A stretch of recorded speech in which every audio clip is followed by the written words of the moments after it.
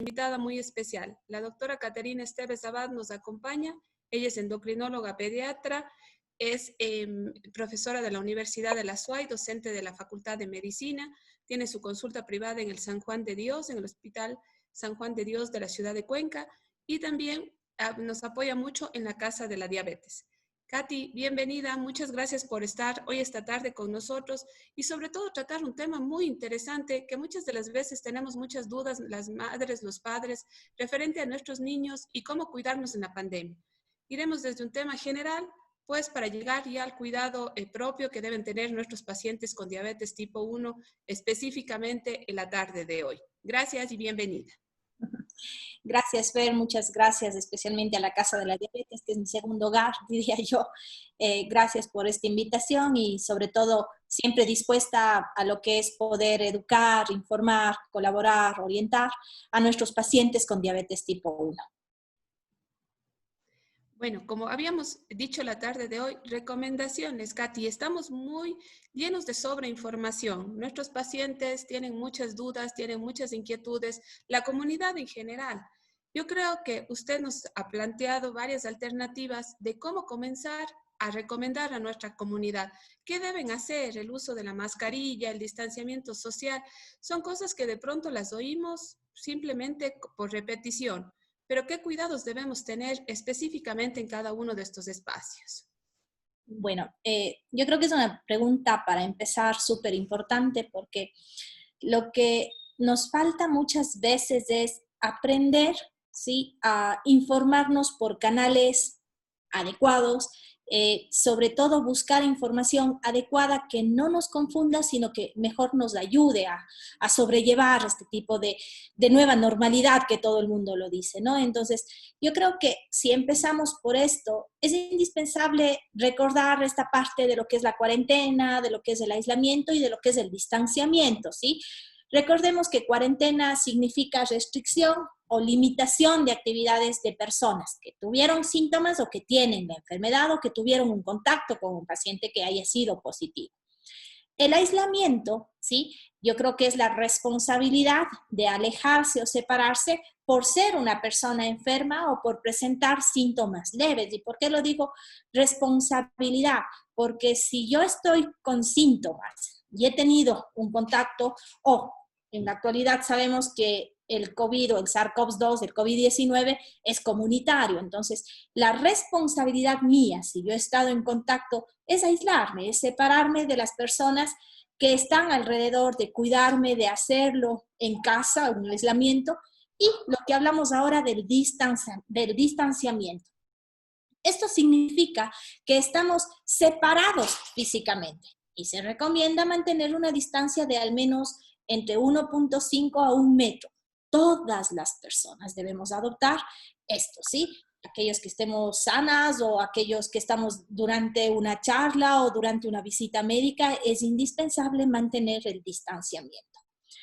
Ahora, Fer, usted me pregunta algo que es indispensable y que estamos haciendo énfasis para que la comunidad se vaya utilizando bien la mascarilla, ¿sí? Entonces, todos aquellas personas que salgamos de nuestros hogares tenemos la obligación de usar la mascarilla, pero de usarla de manera adecuada. Eso quiere decir que nos cubra la nariz y la boca, ¿sí? Entonces, no ponerlas en la cabeza, no ponerlas en la barbilla, no dejar la nariz destapada. Entonces, el uso es obligatorio y también es responsabilidad, ¿no? Entonces, inclusive la OMS nos indica que el uso de la mascarilla nos puede dar una falsa perspectiva de que estamos protegidos, pero es indispensable porque hace que si yo estoy asintomática, eso quiere decir que yo no tenga síntomas, de que no tenga ninguna sintomatología de padecer la enfermedad, le proteja a la persona que está frente a mí, ¿sí? Entonces, para esto existen un sinnúmero de mascarillas que ya todos en la comunidad lo tienen bien diferenciadas, aquellas, las KN95, las N95, las quirúrgicas o las domésticas que están expuestas y se venden en estas redes sociales, ¿no? Entonces, yo creo que el uso es indispensable, pero saber que es de uso obligatorio para proteger a los que están al resto y también, claro, si yo me protejo, la otra persona se pone la mascarilla, también me está protegiendo a mí. Dentro de esto, sobre todo si estamos hablando de la parte comunitaria, son las mascarillas domésticas, ¿sí? Hasta la actualidad no hay datos o evidencia científica en la cual nos permita recomendarlas o desaconsejarlas, ¿no? No hay evidencia científica de esto, pero sin embargo se ha visto que estas mascarillas domésticas o mascarillas caseras o mascarillas higiénicas, dependiendo de cómo las busquen, ¿sí? Tienen que tener ciertas características y cumplirlas, ¿sí? Entonces, ¿qué es lo que nos dice o qué es lo que nos indica la OMS? ¿No? Que el número de capas sea mínimo de 2 a 3 y en la actualidad nos indica que una de estas capas tiene que ser de tela de algodón porque se ha demostrado que esta tiene mayor cantidad o mayor porcentaje de filtración de las partículas. Debe permitir la transpirabilidad, eso quiere decir no la sensación que la de los médicos tenemos cuando utilizamos la N95, la sensación de ahogo, ¿sí? La sensación de falta de aire, debe estar cubierta por una tela antifluidos, ¿sí? O hidrófoba, que es lo que nosotros llamamos. Una capa mínimo, como lo hemos dicho, de algodón y tener la forma adecuada y el tamaño adecuado de la persona que lo use. Por eso hay de varias tallas, ¿sí? Entonces hay tallas de adulto, hay tallas de mujer, de tallas de varón, tallas de adolescente y tallas de niño. ¿Qué es otra recomendación? Lo que pasa ahora cuando salimos a la calle es verme niños menores de 2 años puestos mascarillas y esto no es lo recomendable. Eso es muy importante aclarar porque como usted lo decía, es muy importante que los padres sepan qué tienen que hacer con sus niños menores de 2 años. Recomiéndenos, que es importante que usted lo diga. Primero, que los niños menores de 2 años no tienen que utilizar las mascarillas, sí, porque tienen un niño cuando está con algo que le estorba en el triángulo, sí, ¿qué hace? Se toca, se baja, entonces tiene más riesgo de contacto por estarse tocando, ¿sí? Segundo, la sensación de ahogo o de asfixia puede darse en un paciente pediátrico, ¿sí? Entonces se pueden desmayar o pueden empezar con mareos, con vértigos, entonces el niño también puede hacer esto. Y tercero, lo que se recomienda en los niños pequeños son estos gorritos con este tipo de visores transparentes o que si el niño va en su cochecito, no sacarlo de ahí, ponerle la cobija como lo solemos cubrir cuando van del viento y todo esto. Esto es la forma de cubrir a un niño menor de 2 años. Ahora, yo lo que digo es, ¿por qué exponer a un niño de 2 años? ¿Sí? Entonces, eso también es indispensable saber que todos necesitamos en algún momento salir y de pronto no tengo con quién dejarle a mi hijo, por supuesto, sí, por supuesto. Y son en estos momentos en los que tengo que tomar la decisión de sacarle y cómo sacarle, porque si no, lo mejor que podemos hacer es que nuestros pequeños se queden en casa. Eso es fundamental y es justamente lo que hemos visto en los últimos tiempos. Yo creo que se ha retomado una cierta normalidad a nivel de adultos, pero los niños siguen en sus casas. Creo que los padres han tomado conciencia y también el cierre de parques han hecho que los niños se queden en casa. Pero creo que es muy importante hablar de la salud física de los niños dentro de casa, porque es otro de los temas que estamos viviendo y que se debe recomendar a los papás. Muchas de las veces no hay el acceso al servicio de vacunación o no hay esas cosas. ¿Qué debemos recomendar para que los padres que tienen niños pequeños puedan cumplir de la mejor manera con todos estos parámetros que necesita el cuidado de los niños dentro del hogar? Bien. Primero es indispensable saber que un niño que viva en algún tipo de situación, en algún tipo de departamento pequeño, él está acostumbrado a salir, ir de visita, ir al parque y salir a pasear. Entonces, en el semáforo amarillo, yo sí les recomiendo a los papás que no todos los días, sí, pero sí en un momento dado en que los pacientes pediátricos sienten la necesidad de volver a salir, sí, salir a pasear en horas pico, en horas determinadas y cubriéndonos está bien. He tenido pacientes que me han dicho que han salido al parque, sí, y que en el parque lo que han hecho es no tocar sobre todo las superficies de acero, que está bien, sí, que está bien, y que simplemente han pasado caminando o que han salido a caminar a las orillas del río, respetando lo que es el distanciamiento, la utilización o no de mascarillas de los niños. Entonces yo creo que esto también es válido, ¿sí? Siempre y cuando uno tenga el criterio y que esto no se haga todos los días, porque tampoco es indispensable que nuestro paciente pediátrico se exponga a esto. En casa, ¿qué es lo que podemos hacer? A ver, yo tengo un niño de 11 años con el cual hemos hecho cierta cantidad de rutinas para mantener los hábitos, ¿sí? Entonces, los hábitos de la alimentación, todos nos despertamos a una hora, ya nos gustaría quedarnos un poquito más tarde, sí, tengo que decirlo que sí, pero nos despertamos en una hora, compartimos en el desayuno, hacemos las actividades muchas veces de casa, uno pasa el pan, otro pasa la leche, entonces compartimos y hacemos actividades. Tenemos la hora de almuerzo en la que también la pandemia, hay que decir algo positivo, nos ha permitido volver a compartir estos momentos en familia, ¿sí? Y también las horas de la cena. Entonces, las actividades físicas dentro de casa, los niños también pueden ayudar dentro de las tareas domésticas, lo que es tender la cama, barrer, alzar, sacar la basura. Entonces, esto también es actividad física, Fer, ¿sí? La actividad física no solamente es ir, trotar, correr, saltar, no es eso tampoco, ¿sí? Porque a mí me gustó algo que escuché de un médico del deporte que hace medicina del deporte, del doctor Fabián San Martín, me encantó. Y me quedó tan grabada cuando escuché la frase que él decía, ¿por qué en esta pandemia quiero hacer algo que no hacía antes? O sea, ¿por qué ahora me hace tanto falta salir a correr, salir a pasear, si antes no lo hacía de forma normal? Entonces, claro, uno se pone a pensar y dice, sí, es verdad, porque ahora necesito hacer más actividad física y tengo esa necesidad imperiosa. Entonces, en los niños pasa lo mismo, ¿sí? Si antes tenían una actividad extraescolar de 1 o 2 horas, pues los niños pueden subir y bajar escaleras, pueden saltar la cuerda, pueden jugar, patear la pelota, pero también las actividades domésticas están dentro de lo que se denomina actividad física. Y claro, ¿no? Yo lo que digo es, en esta pandemia también nos ha permitido que nuestros hijos sientan ese, entre comillas, aburrimiento, ¿no? Que a veces cuando mi hijo me dice, mami, estoy aburrida, digo, es el momento perfecto para hacer volar la imaginación, ¿sí? Entonces uno tiene que empezar a buscar otro tipo de juegos, otro tipo de actividades que uno requiere. Tanto así que ahora hemos empezado a jugar nosotros lo que era el parchís, que yo jugaba con mis padres. Hemos jugado nuevamente Páreme la mano, ¿sí? Que yo jugaba con mis hermanos. He aprendido de nuevo a saltar la cuerda. Ya me había olvidado. Mi hijo no sabía antes de la pandemia saltar la cuerda y ahora la salta al revés y al derecho. Entonces, hemos buscado ese tipo de actividades, sobre todo que nos permitan hacer volar la imaginación para no sentirnos, entre comillas, aburridos. Entonces, los niños son así, ¿no? Entonces son de horarios, son de actividades, también se le ha permitido estar frente al tablet, siempre al ordenador, frente jugando a PlayStation, claro, porque es un paciente pediátrico, es un niño. Entonces, tener horarios, esa es la clave en los pacientes pediátricos. Los niños son de hábitos y cuando uno les enseña, ¿sí? Y mantiene esos hábitos, la pandemia se hace mucho más llevadera.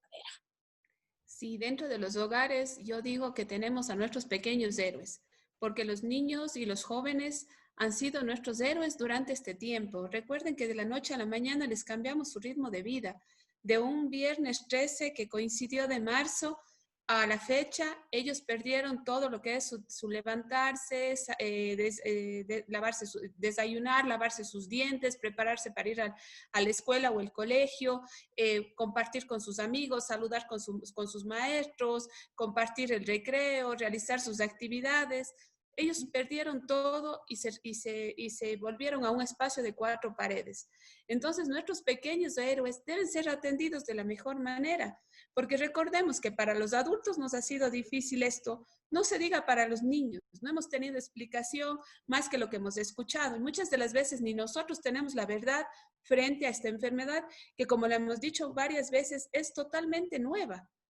No sabemos cómo seguirá, no sabemos qué alternativas tomar. Tenemos recomendaciones fundamentales que han dado resultado y que debemos seguirlas, pero nuestros pequeños son realmente los héroes de este espacio, los héroes que les hemos quitado su diario vivir que ha cambiado por esta situación. Pero Katy, justamente es aquí donde que los papás nos preguntan muchísimo referente al tema de, por ejemplo, los más pequeñitos. ¿Qué pasó con el tema de sus vacunas? No se vacunaron a tiempo porque quizás les tocaba los últimos días de marzo o los primeros días de abril, que quizás fueron días más complejos. ¿Qué pasó con esos tiempos? ¿Hay peligros por no haberlo hecho exactamente a tiempo? o tienen todo, o ahora que ya podemos hacerlo, pueden llevarles o pedir que los vengan a hacer en casa. No sé, ¿qué alternativas? Esa ha sido una de las dudas muy frecuentes de los padres de los niños pequeños que todavía están en este periodo de vacunación. A ver, yo creo que el programa de vacunación durante esta pandemia sufrió muchísimo el descenso de cobertura, el descenso del porcentaje de cobertura, claro, ¿no?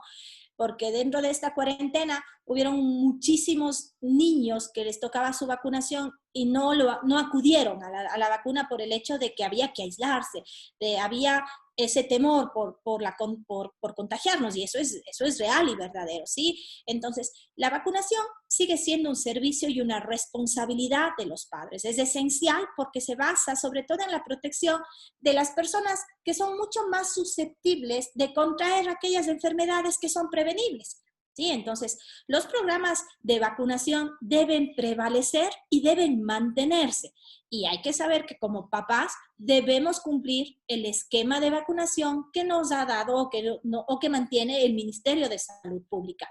¿Qué es lo que se hace en la actualidad? Porque, claro, justamente vi hace unos 2 días a un paciente que llevo por problemas de tiroides y tiene apenas 4 meses. Y la mamá me dijo, doctora, yo no le pude vacunar. Claro, si ya le estamos sacando, es momento de ¿qué? De igualarnos en el esquema de vacunación, que busquemos sitios, porque sí hay sitios en los que las mamás siempre dicen, no, es que yo a tal lugar no me quiero ir porque me han dicho esto, no me voy a ese lugar, no. Hay que recordar que todos los subcentros de salud tienen su programa de vacunación, están totalmente abiertos, así que el esquema de vacunación debe mantenerse, debe igualarse, debe actualizarse.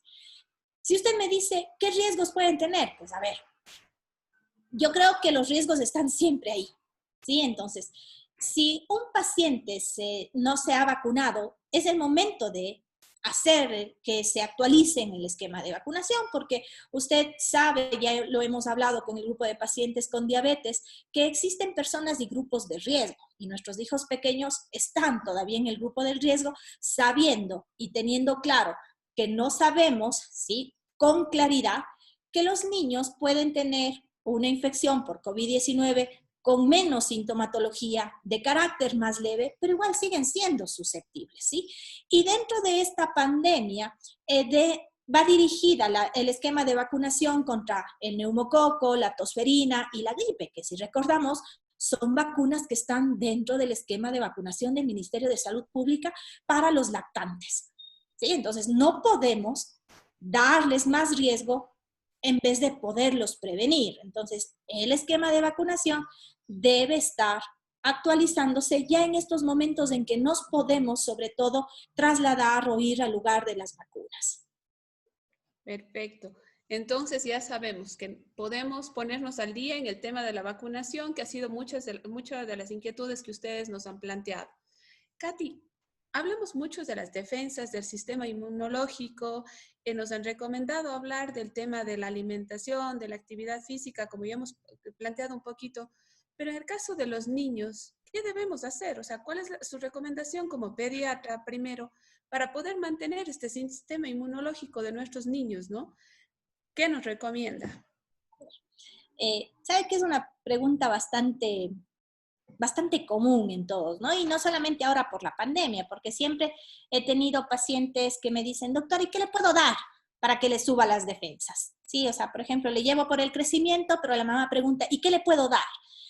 Primero, yo soy una doctora antivitaminas, tengo que decirlo, ¿sí? Porque si el niño me come de forma adecuada, eso quiere decir sus porciones de verduras, sus porciones de hortalizas, sus porciones de fruta, de lácteos, de proteínas diarias, no tengo por qué tener la necesidad de dar un suplemento para creer que le voy o a subir las defensas o a mejorar la alimentación, ¿sí?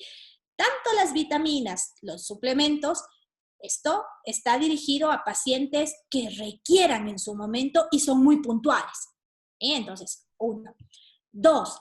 Hasta el momento se vienen realizando varios estudios con el hecho de esto de potencializar la parte inmunológica de los pacientes, y usted podrá ver que si entra en cualquier red social le salen si te tomas esto, tómate el otro, tómate esto, no voy a dar marcas comerciales para nada, ¿sí? Unas son más caras que otras y hasta el momento, hasta la actualidad, no hay nada que yo le pueda prescribir para aumentar las defensas, ¿sí? Hay estudios que con la utilización de prebióticos, de probióticos, de zinc o de vitaminas, puedo aumentar ligeramente. Pero si vamos a esto, yo creo que la alimentación, el sueño y la actividad física son los mejores reguladores para mantenernos dentro de lo que estamos, para defendernos de cualquier cosa. Y es tanto así que a los pacientes que les vuelvo a ver luego de esta cuarentena prolongada, les he preguntado, ¿y se ha enfermado de algo? Y me dicen, no, doctor, desde que está conmigo, nada, nada. Claro, son niños que ya no iban a la escuela o que no iban a la guardería y ya no tenían el contacto de meterse a la boca algo o de compartir con su compañero o de que alguien venga con tos y me vaya a la casa yo con tos. Sí, entonces ahí está eso, sí, y el lavado de manos, por supuesto. Manos limpias ahora en casa. Por supuesto, entonces, si vamos a esto, no necesito más para que aumenten las defensas, sino simplemente tener una alimentación sana, dormir bien, hacer actividad física, mantener las recomendaciones de higiene, ¿sí? Y nada más. O sea, si usted a mí me pregunta, Kat, ¿usted prescribe o prescribiría algo para aumentar las defensas? Yo lo tendría que decir que personalmente respeto el criterio de los otros profesionales profundamente, pero yo personalmente no lo prescribo, ¿sí? Hemos tenido recién un paciente que se le dio dosis altas de vitamina C y nos hizo una gastropatía, ¿sí? Entonces, hay que saber que si en el momento en que si yo decido darle algo a mi hijo, a mi niño, lo primero que tengo que preguntar es a mi médico de cabecera qué opina, ¿sí? Y que el médico de cabecera, con el mejor criterio, le dé la dosis, la cantidad, cómo le va a dar y cuánto tiempo le va a dar. Y entonces hay que saber también este límite de que no porque es algo, tengo que darle también, ¿sí?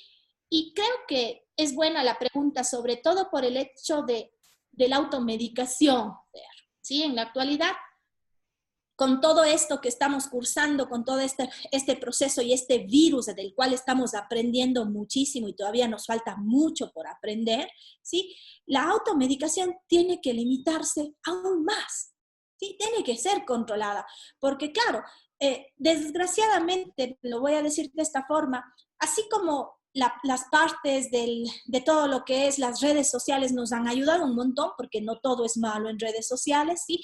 Nos han ayudado un montón a estar cerca de la familia, a estar cerca de los seres queridos, a saber de cómo están los amigos, más allá de los océanos. Entonces, uno se siente tranquilo de verles cómo están. Entonces, nos ha ayudado un montón. Sin embargo, nos ha ayudado a desinformarnos, ¿sí? Y a esto de la automedicación, yo diría que en este tiempo o se ha duplicado o se ha triplicado, porque es normal que el ser humano tenga miedo a morir. Es normal, yo creo que esto es totalmente normal. Y el tratar de subsistir también ha dejado salir lo peor, el egoísmo del ser humano, ¿sí? Entonces, si por ahí alguien sale y dice, esta medicación te va a proteger y te va a prevenir, no, pues pronto vamos a correr. Y total resulta que hay una serie de pacientes que necesitan esa medicación y se quedan sin ella. Sí. Y en la actualidad, ahora que hemos ido pasando las semanas y los meses, esta enfermedad ha ido cambiando con el tiempo. Y lo que estamos diciendo ahora, mañana es posible que no sea válido. Y así mismo ha sucedido con el tratamiento de esta enfermedad. Empezamos diciendo que un medicamento asociado con otro era súper válido. Luego hubo retracciones científicas de que no era así. Luego sale por ahí otros estudios muy pequeñitos en los que dicen que la utilización de otro medicamento puede también prevenir aquellos efectos de trombosis, de coagulación que puede dar el virus y empezamos a consumir. Y ahora, en la actualidad, estamos viendo que han puesto por ahí, porque todavía no está científicamente probado, y esto lo tienen que hacer las personas que están en primera línea, de la utilización de un corticoide. Claro, y ahora resulta que todos están yendo a comprar ese corticoide. Claro, sin darnos cuenta que es una medicación que dada de manera inadecuada a dosis inadecuada, a edades inapropiadas, lo que puedo hacer es aparecer los efectos secundarios de eso y no los efectos de beneficio o los efectos que busco. Entonces, yo creo que es indispensable que nosotros eduquemos a todos, es que paremos la automedicación, que dejemos que las personas que hacen y que manejan pacientes con COVID positivo no sean los que nos vayan guiando y orientando, pero en los pacientes que necesitan. Sí, ahora también estamos a la espera porque es realmente la OMS la que está llevando a cabo todos estos estudios cooperativos para ver esto de la aparición de la vacuna. Sí, habrá que ver cómo nos va, sí, habrá que esperar cuáles son los resultados y evidentemente si esto es efectivo y prevalece como el otro tipo de vacunas que ya tenemos dentro del esquema, es probable que nos toque vacunarnos a todos. Entonces, creo que hay que vivir como nos toque vivir, respetando las profesiones, las especialidades y los criterios clínicos, porque ¿qué es lo que pasa también ahora? Que todo el mundo sabe de COVID. Sí, entonces es indispensable. Así es, entonces es indispensable que dejemos a los que saben mucho y saben manejar a los pacientes positivos, aquellos que tenemos que recomendar porque vemos pacientes y aquellos a los que les toca respetar las guías y recomendaciones que nos dan aquellos profesionales. Entonces, creo que cada uno tiene que estar en su punto. Ganas de ayudar no nos faltan, pero podemos confundir y hacer mucho daño a futuro. Sí, yo creo que, como usted dice, los protocolos han ido variando porque comenzamos con un protocolo de manejo de inicio y se han ido variando. Y el sistema de salud, con la cabeza la OMS, OPS, que son los entes rectores, son los que están viendo esto. Pero también, como usted decía, Katy, tiene toda la razón. Las redes sociales, como nos han informado, nos han desinformado y nos han creado falsas expectativas, inclusive falsas esperanzas en muchos espacios, porque nosotros confiamos en una u otra cosa que se oferta o que se escucha y en la práctica o en la realidad de cada una de las personas es totalmente diferente. Yo siempre digo y trato de apoyar desde mi área, que es la parte emocional, yo creo que debemos cuidar nuestra salud mental. La salud mental también nos ayuda a subir o bajar defensas. ¿Por qué? Porque el generar esa ansiedad, ese estrés, esa desesperación frente a una u otra situación hace que no podamos estar bien, que nuestra estabilidad emocional esté entre subidas y bajadas y eso baja nuestras defensas. Eso también ayudaría a que seamos más propensos a un desarrollo de una patología como en este caso el COVID y por qué no decirlo como la diabetes. Muchos de nuestros adultos mayores que desencadenan una diabetes tipo 2, la desencadenan desde un punto de vista emocional. Una pérdida, alguna situación hace que desencadenen esta diabetes. Entonces, yo creo que una manera de también mejorar nuestras defensas y mejorar nuestro sistema inmunológico, tanto en adultos como en los niños, es cuidar de nuestra salud mental. Y esta salud mental la hacemos todos dentro del hogar. Recuerden que no es una responsabilidad solo de mamá o solo de papá o solo del hijo. Es una responsabilidad en conjunto, porque todos hacemos una familia, todos hacemos un hogar, indistintamente desde cuál sea nuestra postura o nuestro rol dentro de esta familia. Entonces, a cuidarnos de este espacio, de este tema de salud mental también. Pero Katy, ya entrando en el tema de nuestros pacientes, de nuestro grupo, la diabetes tipo 1, se nos ha creado, insistimos, en la yo diría que falsa expectativa de que son personas más vulnerables, de que están más expuestos. Puede ser una realidad por su diabetes, pero si nuestros pacientes están compensados, ¿tenemos que sufrir esa psicosis, esa sobreinformación referente al tema? A ver, yo creo que es algo que lo vamos hablando y siempre digo, cuando estamos en esto de aprendizaje de cómo va el COVID y diabetes, que es el tema que nos manda, sobre todo en la vida y en la parte profesional, tenemos que dividir a los dos grupos, ¿sí? Lo que es diabetes tipo 2 y diabetes tipo 1. Siempre hay que recordar que existen un sinnúmero más de estudios en pacientes con diabetes tipo 2, ¿sí? Porque es, no sé, la más común o la que hay muchos más casos, ¿sí? Antes que nos van dejando y relegando, no solamente como endocrinos pediatras, sino también como pacientes con diabetes tipo 1, que siempre les digo eso a mis pacientes, no se sientan relegados, yo también me siento relegada un poco, ¿sí? No, no, no. Hay que Nosotros estamos para que eso no sea así.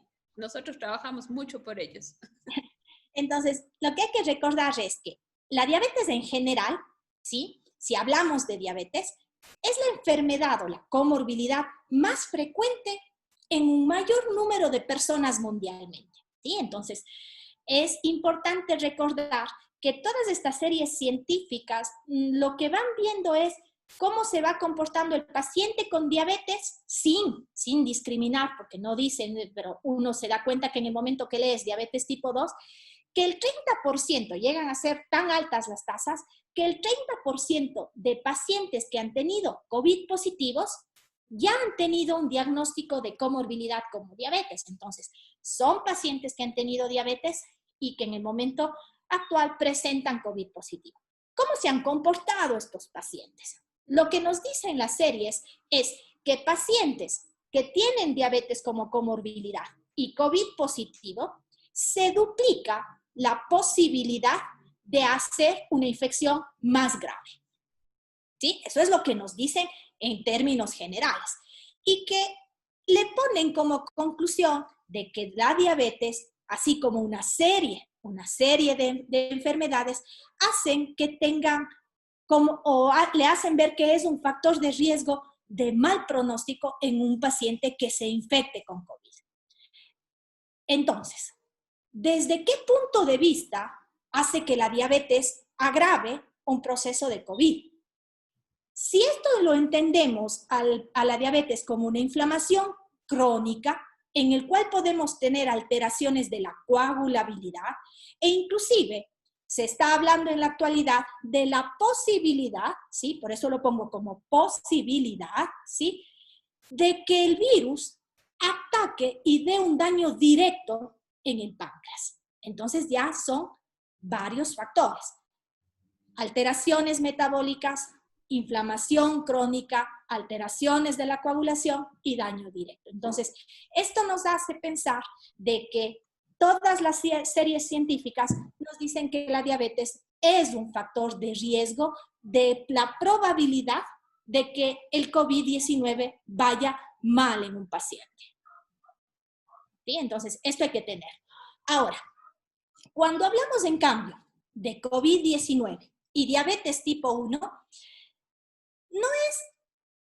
no es para dar luces o para decir, no hay que tener problemas, no hay que bajar la guardia, no es así, sino que hay que recordar que la fisiopatología, o sea, que el mecanismo de aparición de la diabetes tipo 1 es totalmente distinta a la diabetes tipo 2. ¿Sí? Entonces, primero partimos de ahí. Sabemos que la diabetes tipo 1 tiene muchísima fuerza autoinmunitaria. ¿Sí? Dependemos mucho de la genética, de la autoinmunidad, para que un paciente llegue a ser diagnosticado de diabetes tipo 1. Dos, hay que recordar que lo importante de esto es que la diabetes tipo 1, el grupo etario no es lo mismo que la diabetes tipo 2. ¿Sí? El grupo etario de pacientes con diagnóstico de diabetes tipo 1 es menor y bordea entre el mayor edad de diagnóstico es de 8 a 12 años, pero bordea desde los 2 hasta los 35 o algunas series lo ponen hasta los 40 años de aparición tardía. Entonces, si sumamos esto, las series, ¿qué es lo único que nos indica? Que por el grupo etario es probable que los pacientes con diabetes tipo 1 cursen una enfermedad con menos sintomatología o que no se agrave. ¿Sí? Pero hablando y separando los grupos y diferenciándolos de esta forma. ¿Sí? Entonces, ¿por qué es importante? ¿No? Porque recordemos que en Italia, que fue uno de los países más afectados por esta enfermedad, en una de las poblaciones en que la mayoría de su población o gran porcentaje tiene un diagnóstico de diabetes tipo 1, los casos positivos graves fueron muy pocos. ¿Sí? Entonces, hay que poder saber por qué se puede dar esta diferencia. Ahora, si vemos desde otro punto, toda la parte inmunitaria o la parte inmunológica que provoca la enfermedad de COVID sí que puede ser un gatillante para la aparición de diabetes tipo 1. Al revés, ¿sí? Que este tipo de infección, ¿sí? Puede gatillar, y no solamente la diabetes, puede gatillar a cualquier tipo de enfermedad autoinmunitaria. ¿A qué me refiero en la parte de endocrinología? Que es lo que a mí me corresponde. A problemas de tiroides, a problemas de diabetes, ¿sí? Entonces, que son las más comunes. Entonces, sí que puede ser considerada como un gatillante, y eso es lo que se está estudiando en la actualidad. Y nosotros lo único que podemos decir es que dentro de esta pandemia hemos tenido un número que no esperábamos de debuts, ¿sí? Entonces, es probable que nos comportemos igual que el resto, es probable, pero no lo podemos decir de forma definitiva, ni de tampoco drástica, de decir, no, esto es así y es así. No, porque estamos aprendiendo a caminar y nos falta todavía mucho por aprender de este virus. No sé si le dejé claro mi Fer. Perdón, realmente es muy importante saber esta diferenciación porque es justamente los criterios que se han creado dentro de esta pandemia, ¿no? Nuestros niños, nuestros pacientes con diabetes tipo 1 han estado clasificados dentro de una palabra diabetes, sin saber que existen dos tipos y cuál es el origen y las características de cada uno de ellos. Entonces yo creo que esta tarde se ha aclarado mucho ese panorama. Y Katy, pues usted recuerde que tenemos dos pacientes que vivimos su vivencia hace poco, que nos han comentado que fueron diagnosticados de COVID, una paciente que ya estaba saliendo luego de casi 40 días y un paciente que estaba en su día 16 con COVID y diabetes tipo 1. Ellos nos comentaron algo muy importante de cómo manejar su diabetes dentro de la pandemia, ¿no? Y creo que es importante que desde su punto de vista se comparte esta experiencia, porque si nos están viendo más pacientes, que por cierto vamos a saludar a la gente de Machala, de Manta, de Loja, que nos están escuchando, pues vamos a agradecerles mucho por estar presentes y por siempre estar queriéndose informar y educar más, pero es importante que veamos su perspectiva desde el punto de vista profesional de la experiencia narrada ya por pacientes que han vivido o que están viviendo la pandemia y su diabetes. A ver, yo creo que Fer, esto es importante porque cuando uno tiene contacto con un paciente que tiene diabetes tipo 1 y que padece o que ha padecido esta enfermedad, cambia totalmente, ¿sí? Es tan distinto de leer, que es lo que siempre digo, uno puede leer mucho, pero cuando está frente al paciente cambia totalmente, ¿no? Y claro, la experiencia de estos pacientes, el uno era importante y nos decía que ella había cumplido la cuarentena, ¿sí? Que no había salido y que ella se daba cuenta de que el único contacto que tuvo con otra persona que no estaban dentro de casa fue en el servicio o en entrega a domicilio, que ella dice que el puntual fue ahí, ¿sí? ¿Y qué es lo importante? Que ella nos decía que sí, que se mantuvo sobre todo con dolor de cabeza, con malestar general, con un poco de fiebre, con un poco de tos, y que lo que veía era, o lo que evidenciaba era, que las glicemias o que el control de los azúcares en sangre se dispararon, ¿sí? Entonces, esto hay que también poder definirlo. La diabetes tipo 1, frente a una enfermedad, ¿cursa con incremento del azúcar? Por supuesto que cursa con incremento de azúcar y eso lo sabemos bien, porque enseñamos a manejar diabetes y días de enfermedad. Entonces, lo sabemos muy bien. Y la paciente lo que nos llamaba y nos decía era que había inclusive hasta duplicado la dosis en los primeros 5 días de la enfermedad, la dosis de insulina. Entonces, todas las pautas que están apareciendo y todo, simplemente nos dicen que tenemos que manejar las hiperglicemias, controlarlas, manteniendo la dosis, ¿sí? No nos hablan de duplicar, no nos hablan de triplicar, no nos hablan de esto, ¿sí? Entonces, nos dejan a libre albedrío al profesional para saber que esto va a ser dosis-respuesta.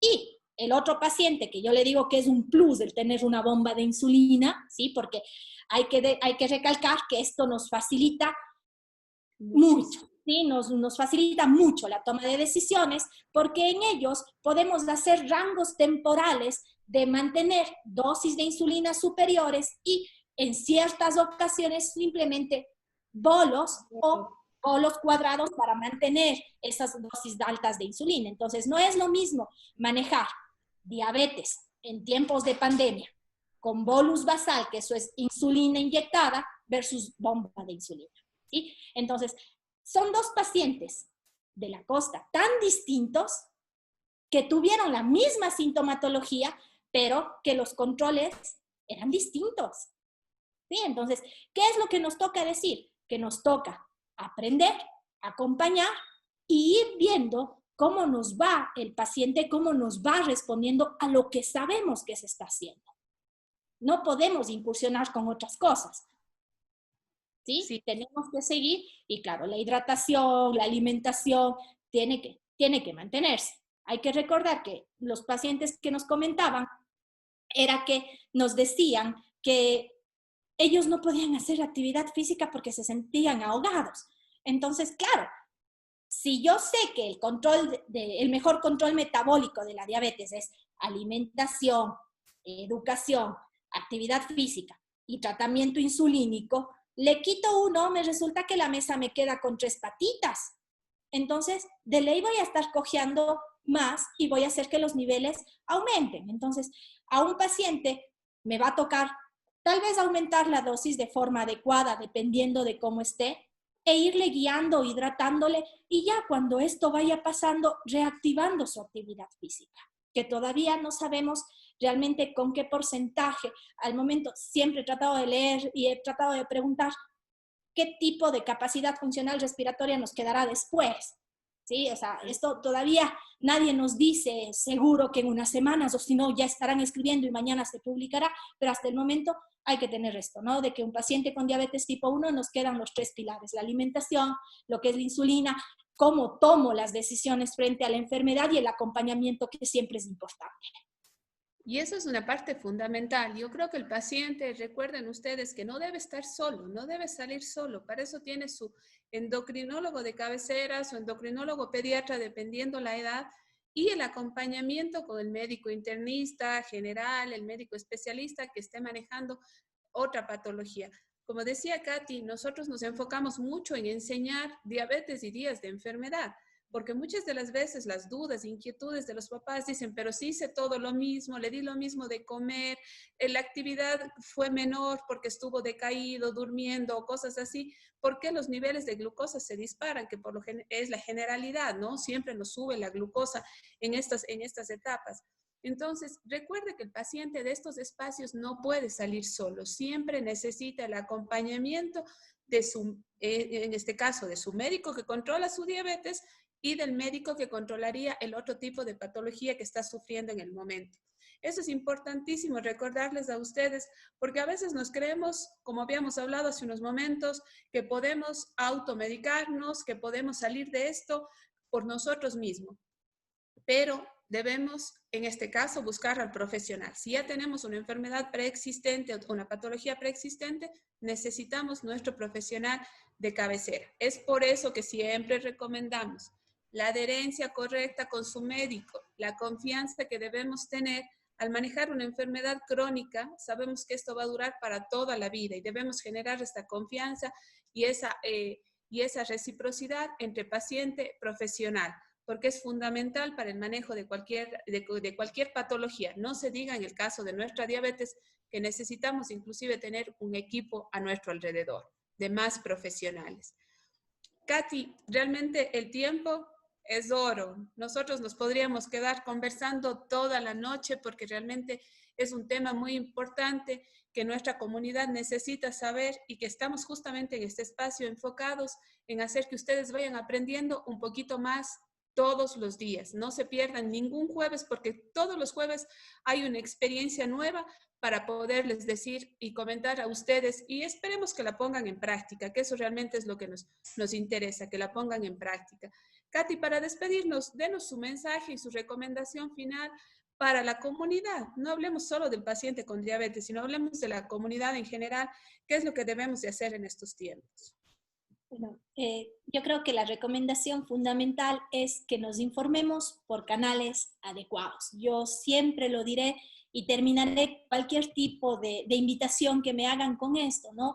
Tenemos que aprender a informarnos por canales adecuados. Segundo, que no lo veamos a la pandemia como algo malo, sino lo veamos como una oportunidad de mejorar y de mejorar como seres humanos, de mejorar como gente resiliente, ¿sí? De aquella que sale de todos los aspectos duros, de ser mucho más comunicativos, porque es lo bueno de la pandemia, nos hemos enseñado nuevamente a comunicar, o sea, nos hemos conectado más, ¿sí? Nos hemos visto más con otras personas y sobre todo que esta pandemia nos haya enseñado a ser más empáticos y solidarios. Yo creo que esto es fundamental porque la, la parte de solidaridad y empatía no es solamente con el que yo conozco, es con todos. Desde que yo vendo un insumo al precio justo hasta que yo puedo dar la recomendación que desde mi lugar vale. ¿Sí? Entonces, eso es ser empático, eso es ser solidario. Entonces, y sobre todo agradecer a aquellos profesionales que están en primera línea.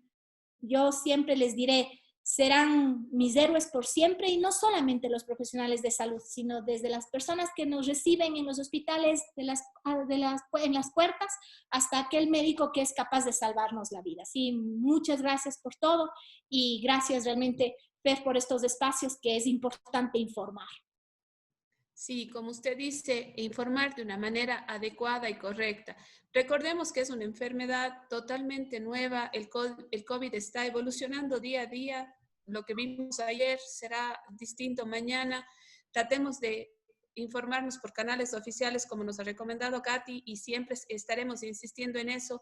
No generemos rechazo frente a una u otra situación, sino tratemos de buscar la esperanza, tratemos de buscar lo positivo de cada uno de estos espacios para poder mejorar nuestra calidad de vida también. Recordemos que la calidad de vida también se basa en nuestras actitudes y comportamientos a diario frente a diversas situaciones y esta es una una de las cuales nosotros tenemos que tener el control. Les agradecemos mucho, nos vemos el próximo jueves a la misma hora. No dejen de compartir, si ustedes consideran que este tema les informó mucho, no dejen de compartir porque mientras más personas lo sepan, hemos podido salvar quizás una vida o salvar muchas dudas de la comunidad. Les agradezco, que tengan una buena noche. Gracias, Katy, por su presencia. Gracias, Fer. Nos vemos.